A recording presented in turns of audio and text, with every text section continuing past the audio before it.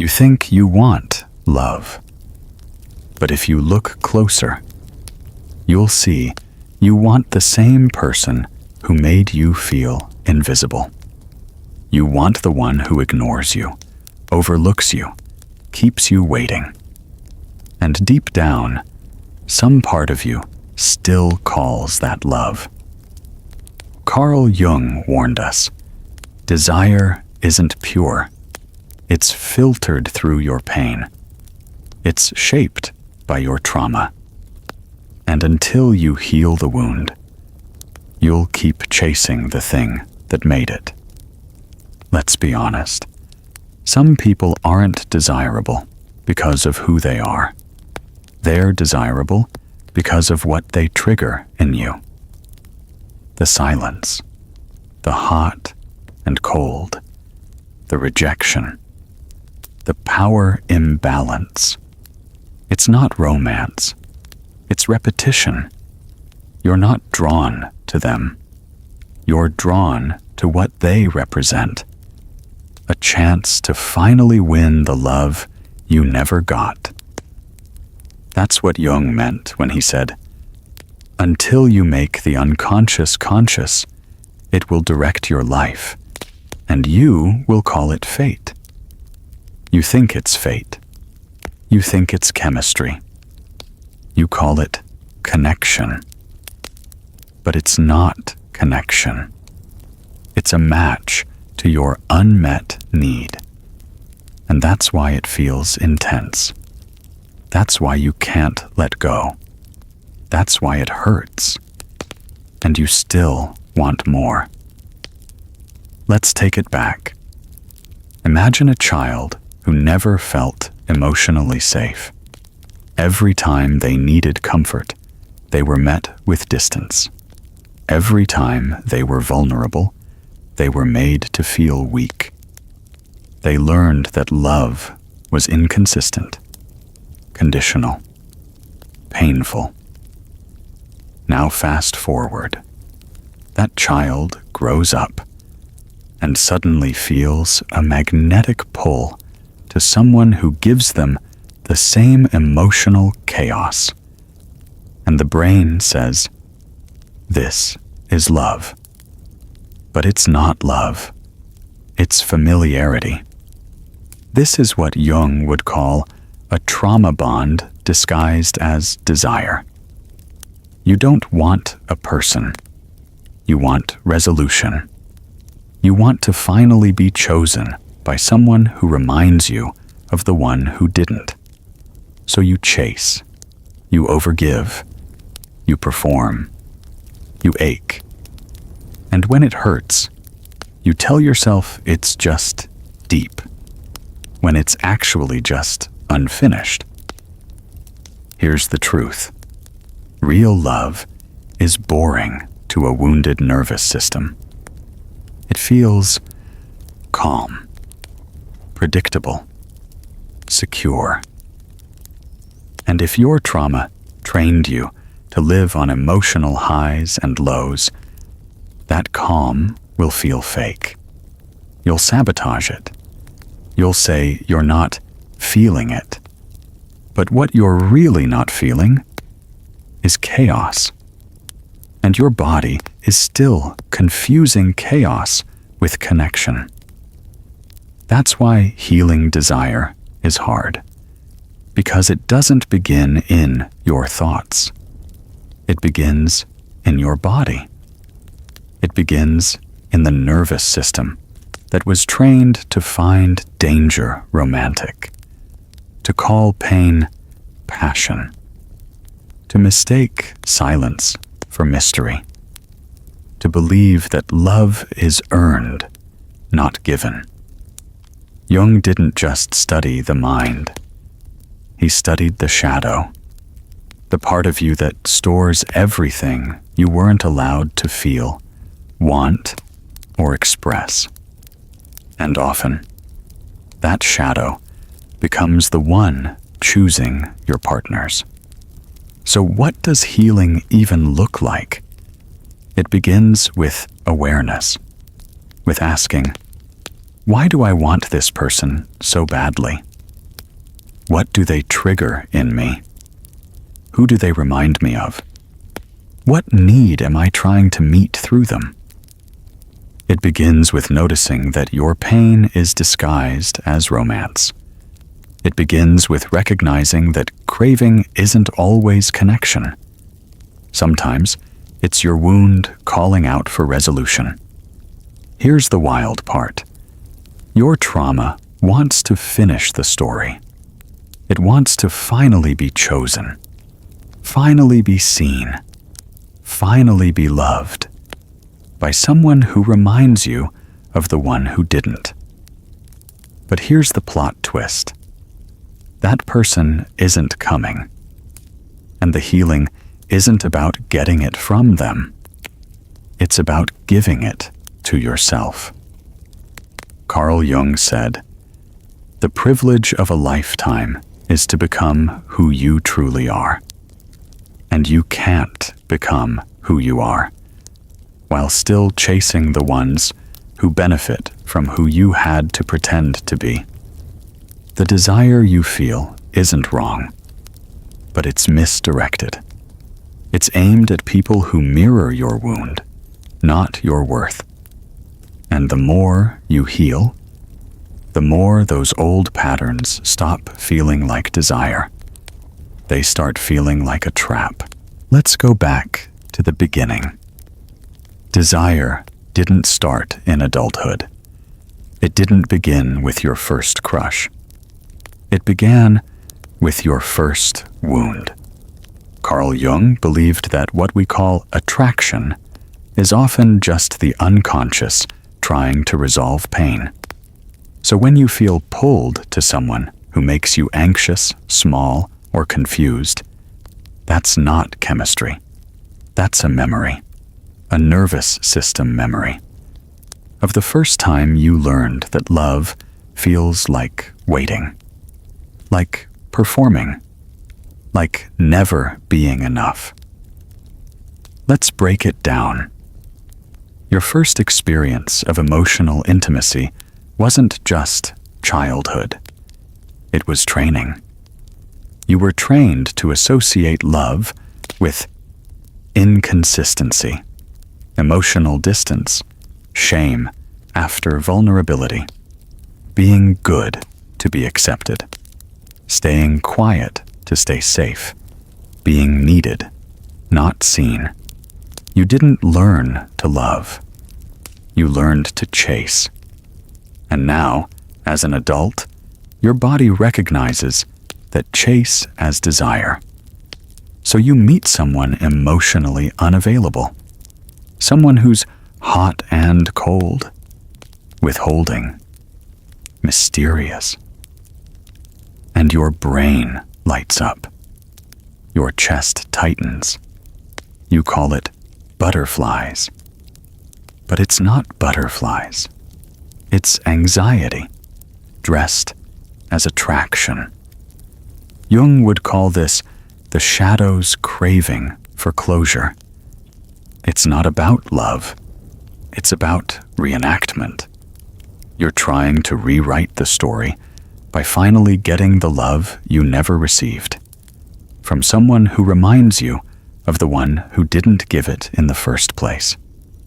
That's why it's so addictive. You don't want them. You want what it would mean if they finally loved you back. You want redemption, validation, emotional safety. And you believe that if this person finally chooses you, you'll be healed. But the truth is brutal. You can't heal the wound by chasing what caused it.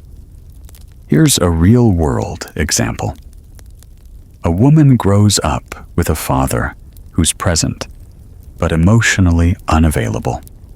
He's distant, cold, critical.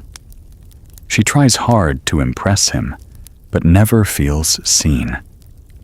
As an adult, she finds herself attracted to emotionally distant men. Men who praise her only when she performs.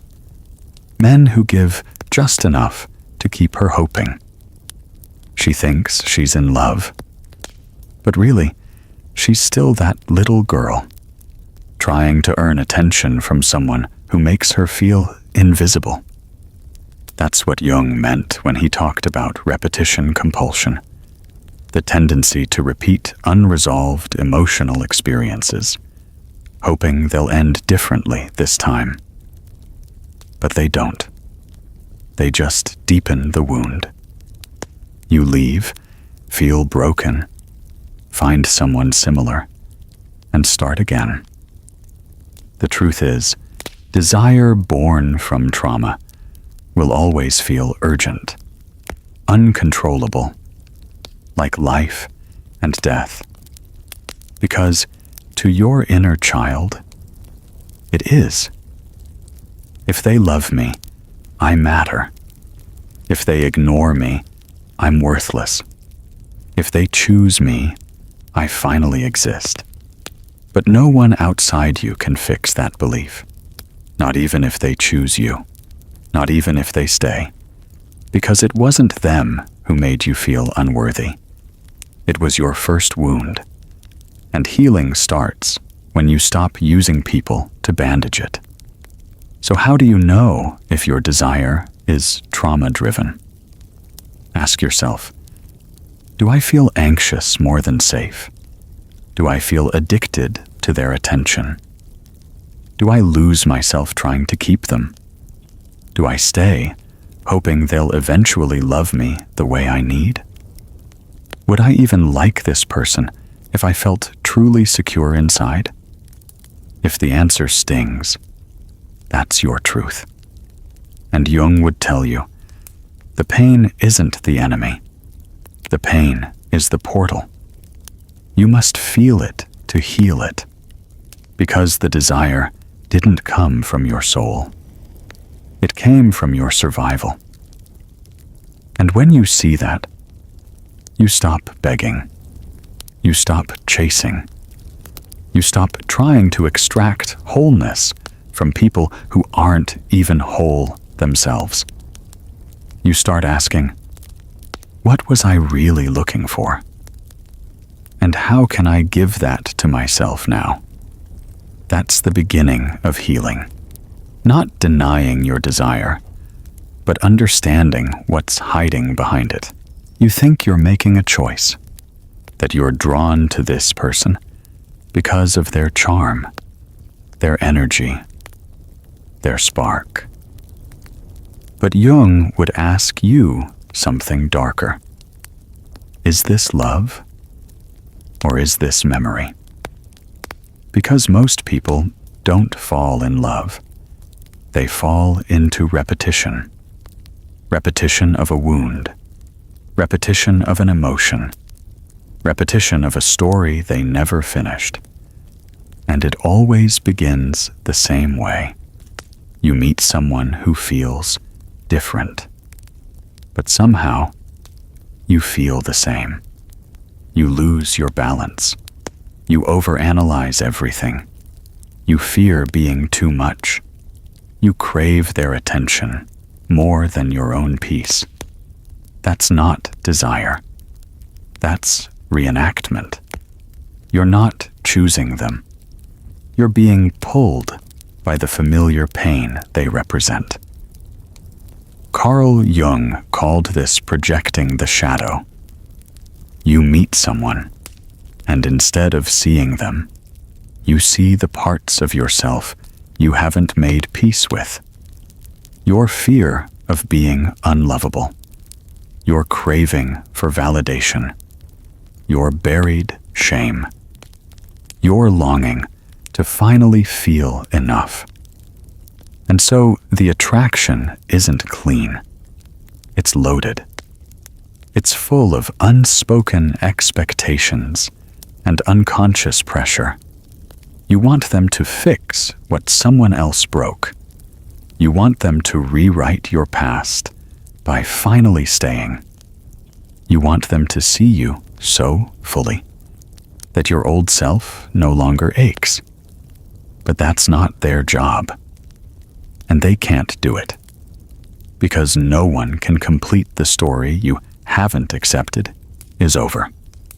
Here's what happens when you don't see the pattern. You keep meeting the same person with a different name. You keep falling into the same cycle. The high, the hope, the crash. You keep calling pain passion. And every heartbreak feels like the first one all over again. Until one day, you sit in silence and whisper, "Why does this keep happening to me?" And that's the moment Jung was waiting for. Because that is the beginning of awareness. Awareness doesn't make it hurt less, but it makes it clearer. And clarity breaks the spell. You realize it wasn't them. It was the story they triggered. You weren't in love. You were in a trauma loop. You didn't want them. You wanted healing. You didn't lose love. You lost your projection of salvation. And this realization doesn't come gently. It often comes through grief. Because when the illusion shatters, so does your fantasy of being rescued. But here's the power in that. You stop outsourcing your healing. You stop waiting for someone to come fix what your past stole. You stop trying to make love prove that you're worthy.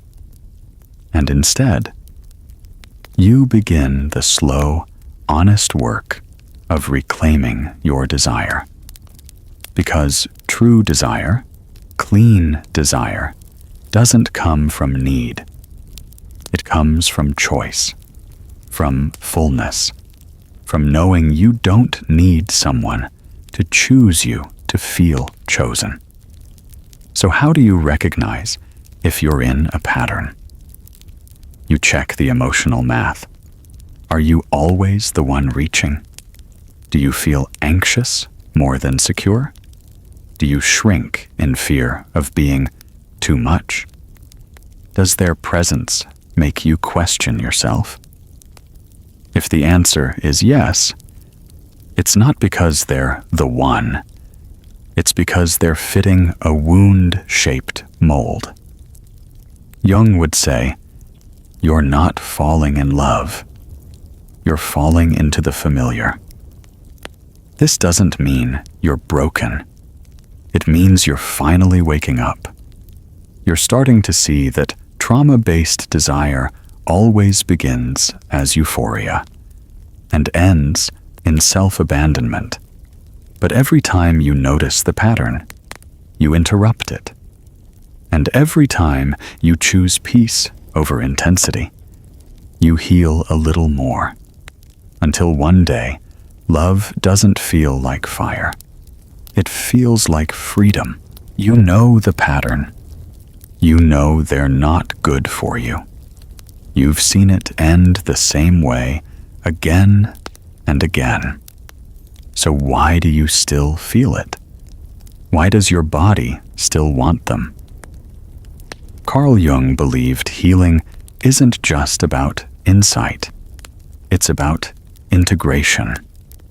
Because even when your mind knows better, your nervous system still remembers pain as connection. Let's talk truth.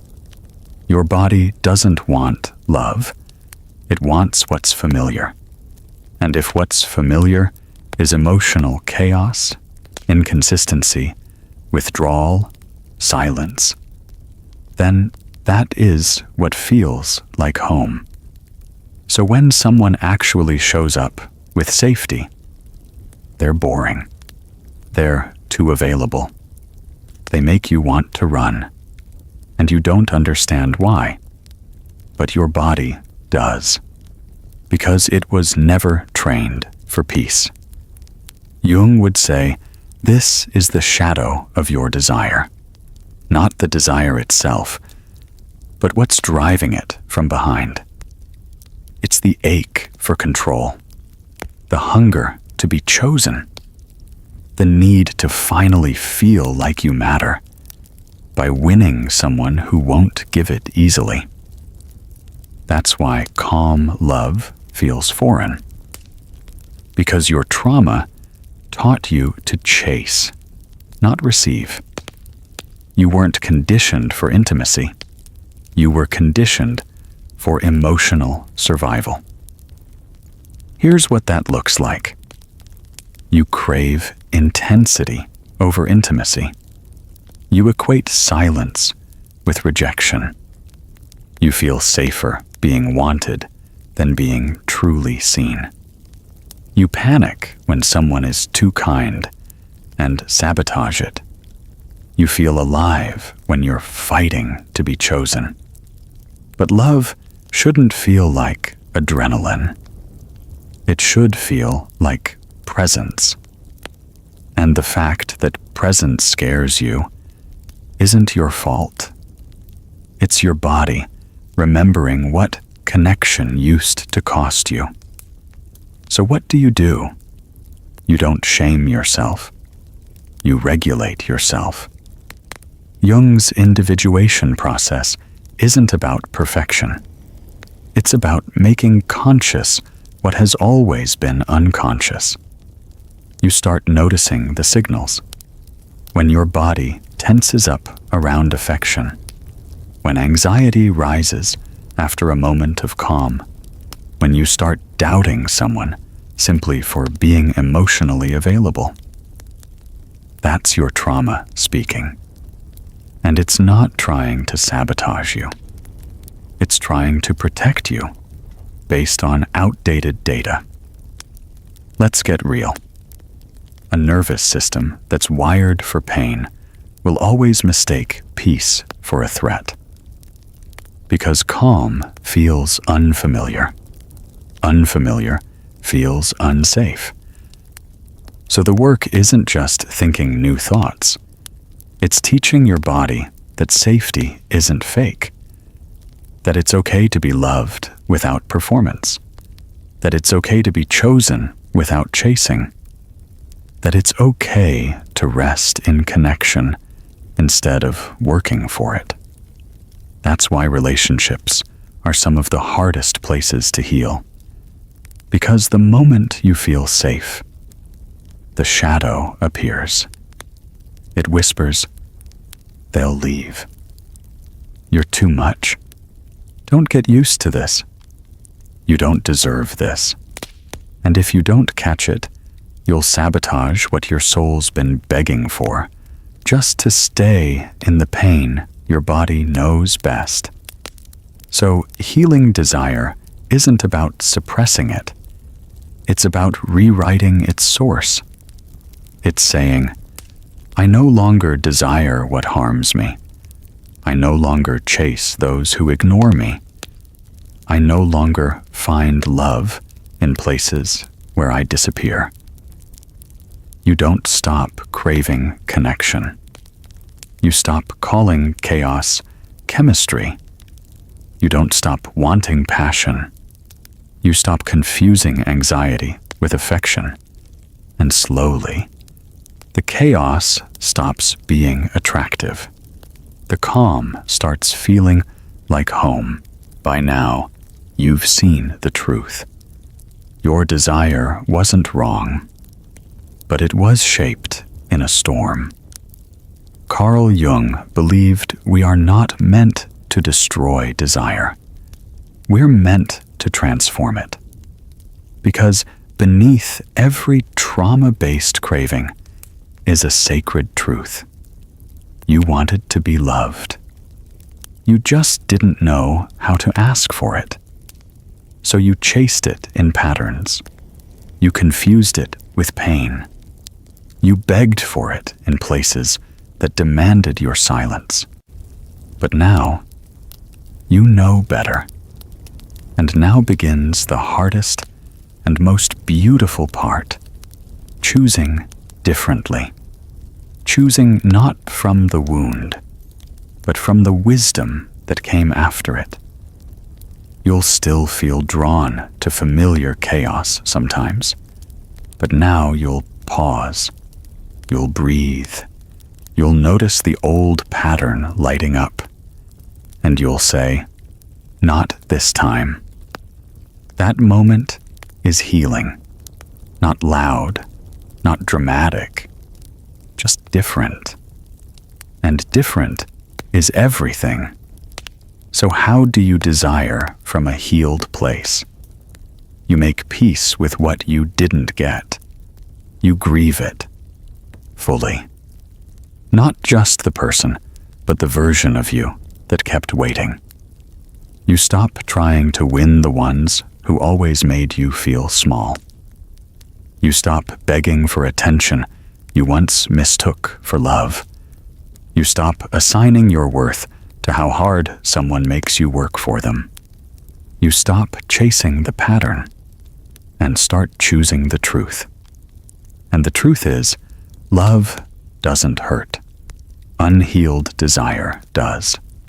Repetition does. Unconscious longing does. Real love is still. It's warm. It's awkward, slow, sometimes uncertain, but never unsafe. It feels like breath, not fire. It gives. It doesn't demand. It holds space. It doesn't erase you.